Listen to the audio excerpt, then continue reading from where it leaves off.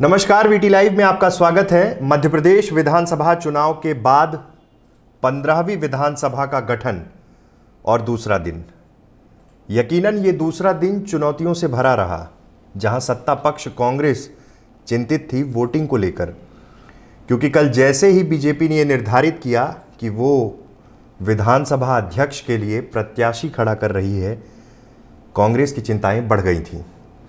लेकिन आज बहुत उथल पुथल के बीच कई ऐसे फैसले हुए जिसको लेकर सदन से वॉकआउट किया बीजेपी ने। दिलचस्प वाकया हुआ कि वोटिंग की तैयारी में भाजपा थी, लेकिन उसके पहले ही कांग्रेस ने और प्रोमिट स्पीकर ने डिक्लेयर कर दिया विधानसभा अध्यक्ष के लिए एनपी प्रजापति को। किस तरह से रहा ये पूरा घटनाक्रम और कैसे ये चुनाव हुआ। सुबह सदन की कार्रवाई शुरू हुई। दो विधायक यशोधरा राजे सिंधिया और मालिनी गौड़ को प्रोटेम स्पीकर दीपक सक्सेना ने शपथ दिलाई। इसके बाद सत्ता पक्ष की ओर से एनपी प्रजापति को स्पीकर बनाए जाने का प्रस्ताव पेश किया गया। इसके बाद जैसे ही नेता प्रतिपक्ष गोपाल भार्गव भाजपा प्रत्याशी विजय शाह का प्रस्ताव पेश करने खड़े हुए, तब संसदीय कार्य मंत्री गोविंद सिंह ने आपत्ति ली कि जो प्रस्ताव पहले आ चुका है वही मान्य होगा। इसके बाद हंगामे की स्थिति बन गई। स्पीकर ने सदन की कार्रवाई स्थगित कर दी। सदन की कार्रवाई शुरू होते ही प्रोटेम स्पीकर ने बिना वोटिंग के ध्वनिमत के आधार पर एनपी प्रजापति को स्पीकर घोषित कर दिया। अपने ऑफिशियल ट्विटर अकाउंट से कांग्रेस ने ट्वीट किया कि 120 लोगों का समर्थन था। एक तरह से कहा जाए कि 120 वोट पड़े। अब वोटिंग तो हुई नहीं, लेकिन ये वोट पड़े, कांग्रेस का कहना है, और विधानसभा अध्यक्ष का चुनाव हो गया। राज्यपाल का अभिभाषण भी हुआ। विधानसभा की कार्रवाई कल तक के लिए स्थगित की गई, लेकिन कुछ ऐसे पॉइंट्स जो राज्यपाल के अभिभाषण में रहे वो बहुत इम्पॉर्टेंट थे। उन्होंने किसानों, नौजवानों, बेरोजगारी के उत्थान के लिए सरकार की ओर से पक्ष रखा। शिक्षा एवं स्वास्थ्य सरकार की प्राथमिकता में शामिल होंगे, ये एक बड़ा मुद्दा रहा वहाँ पे। 5 साल में सिंचाई की क्षमता पर बात की। अनुपूरक बजट पर 9 जनवरी को चर्चा होनी है। ऐसे तमाम अभिभाषण में चीज़ें शामिल की गई राज्यपाल के, और कार्रवाई कल तक के लिए स्थगित की गई। यकीनन मध्य प्रदेश की नई सरकार के सामने कई चुनौतियां हैं। शिक्षा, स्वास्थ्य, रोजगार, और जिस तरह के पुराने चैलेंजेस थे उन चैलेंजेस को कैसे फेस करेंगे।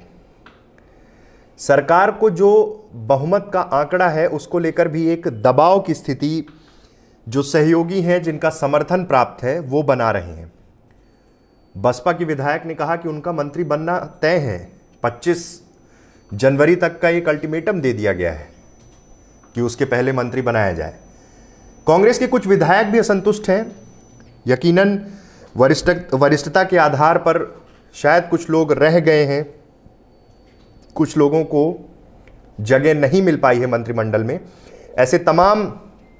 अभी भी ऐसी तमाम चुनौतियां हैं कमलनाथ सरकार के पास कि आखिर कैसे स्वस्थ तरीके से इस सरकार को चलाया जाए।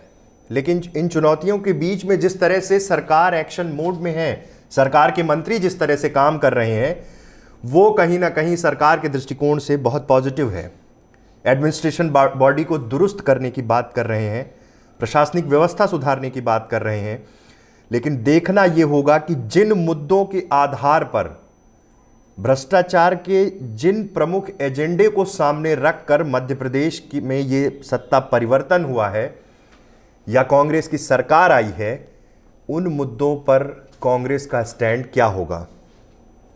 लोकसभा चुनाव के ठीक पहले कांग्रेस चाहेगी कि और मजबूती के साथ लोकसभा चुनाव लड़े। महज 3 सांसद हैं मध्य प्रदेश में, एक उपचुनाव से चुनकर आए हैं। 2014 के चुनाव में जिस तरह की हार कांग्रेस की लोकसभा में हुई थी, उसके बाद इस बार विधानसभा में जीत कहीं ना कहीं एक टॉनिक का काम कर रही है। और सबसे बड़ी बात, जो वचन पत्र कांग्रेस ने प्रस्तुत किया था उसको पूरा करना एक बड़ी चुनौती है। आज राज्यपाल के अभिभाषण में कुपोषण कम करना है, महिला सशक्तिकरण एवं अपराधों पर त्वरित कार्रवाई, इन तमाम मुद्दों को लेकर उन्होंने बोला।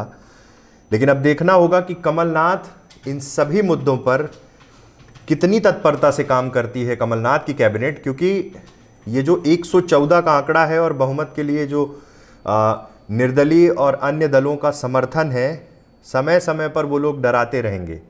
लेकिन अब देखना ये होगा कि कमलनाथ की सरकार किस तरह से वचन पत्र को पूरा करती है और लोकसभा 2019 के लिए कांग्रेस क्या करती है। बहुत बहुत धन्यवाद।